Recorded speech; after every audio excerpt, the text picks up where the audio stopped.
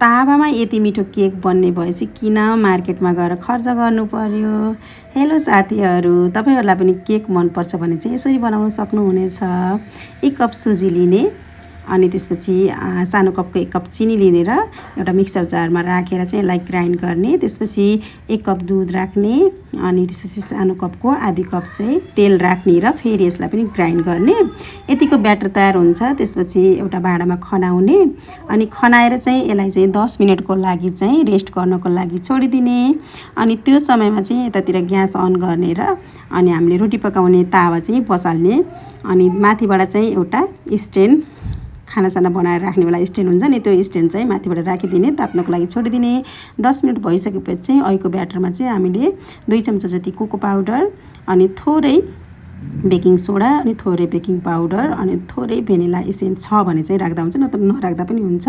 Baking soda र baking पाउडरको सट्टामा चाहिँ हामीले इनो ल्याएर राख्दा पनि हुन्छ। अनि यिनीहरूलाई चाहिँ मजाले घोल्ने अनि घोलेर यतिको यी ब्याटर हेर्नु त मजाको देखिएको छ। यस्तो बास्ना आएको छ नि, मगमग मगमग खामखामकै यत्तिकै प्लेटमा राखेर खाउँ जस्तो बास्ना आइसकेको छ। त्यसपछि चाहिँ हामीले चिया पकाउने दिउरो एउटा लिने र अनि त्यसपछि त्यसमा चाहिँ यस्तो खालको पेपर, मैले चाहिँ बटर पेपर युज गरेको छु, छैन भने चाहिँ सादा खालको पेपर युज गर्न पनि सक्नुहुन्छ हजुरहरूले। त्यसमा चाहिँ अगाडि पछाडि चाहिँ तेल लगाएर यसरी अघिको हाम्रो ब्याटर चाहिँ खनाइदिने।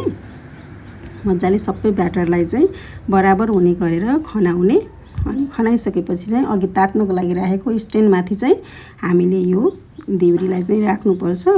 माथिबाट चाहिँ मैले यसरी काजु बदामलाई काटेर पनि राखेको थिएँ। तपाईहरुलाई मन पर्दैन भने नराख्दा पनि हुन्छ, यत्तिकै सादा पनि मिठो हुन्छ। अनि त्यसपछि अब चाहिँ यसरी राखेर चाहिँ छोपेर लगभग 25-30 मिनेट जति हामीले चाहिँ मिडियम हिटमा पाक्नको लागि छोडिदिने। अनि 30 मिनेट पछि चाहिँ यो मजाले फुलेर माथि माथि आउँछ के। यसरी हेर्नुस् त कस्तो मजाको बास्ना आएको छ, मजाले पाकेको छ। यो सेतो सेतो देखेको पनि यसको पानी, यो माथि बाफको पानी छुटेको भएर केही फरक पर्दैन। चम्चा गाडेर हेर्दाखेरि चाहिँ यो मजाले पाकेको छ, यसमा टाँसिएको छैन। अनि यो पाकिसक्यो। अब चाहिँ हामीले यसलाई चाहिँ सेलाइसकेपछि अर्को भाँडामा खनाउने अनि चाहिँ अब आफूलाई कस्तो खालको सेप मनपर्छ त्यही अनुसारको सेपमा चाहिँ काट्ने। मैले चाहिँ यो चक्लेट सिरप पनि माथिबाट राखेको थिएँ, केटाकेटीलाई एकदम हेर्दाखेरि पनि खाउँ खाउँ लाग्ने हुन्छ नि त, त्यही भएर तपाईहरुलाई चक्लेट सिरपको स्वाद मन पर्दैन भने चाहिँ नराख्दा पनि हुन्छ। मलाई चाहिँ मनपर्छ अनि मेरो बाबु नानीले पनि एकदमै खुसी भएर खाने भएको भएर चाहिँ राखिदिएँ। मेरो बदा बदैनी पनि आएका, उनीहरूलाई पनि एकदम केक मनपर्ने भएर पनि मैले बनाइदिएको हो। अनि यसरी मैले चाहिँ केकहरू हुन्छ नि, पेस्ट्रीहरू त्यस्तै साइजमा चाहिँ यसरी काटेर अनि त्यसपछि चाहिँ खाना दिएको थिएँ कि हेर्नु कस्तो मजाको भएको छ। यस्तो मजाले पाकेको छ नि, यसरी अँठाउँदा पनि कस्तो मजाको स्पोन्जी भएको छ।